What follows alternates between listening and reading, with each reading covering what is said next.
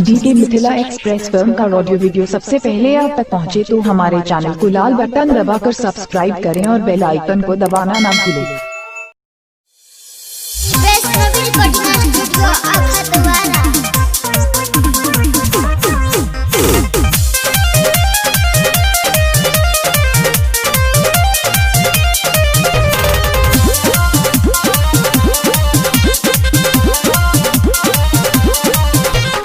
किस छोड़ी देना तनी हमारो से लेना तोहर चढ़ल जवानी डाइले देबो हम तेना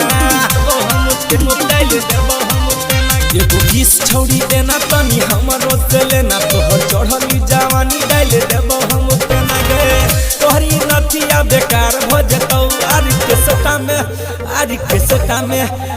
के सटा में छौड़ा से मार हो जतै आई हवा के गोली से फायर हो जतै आरी के सटा में छौड़ा से मार हो जतै आई हवा के गोली से फायर हो जतै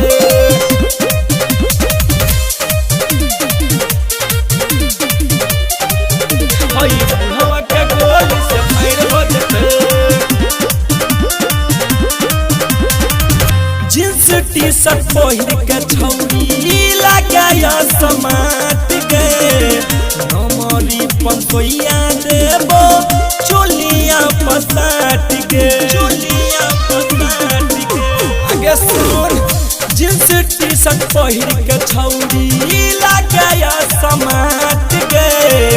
हमारी पंखोइया देबो चोलिया पसाट गे चले न रास्ता बबाल भजते गे चले न रास्ता बबाल भजते आरी के सटा में छौरा से मार भजते हई हवा के गोली से फायर भजते आरी के सटा में छौरा से मार भजते हई हवा के गोली से फायर भजते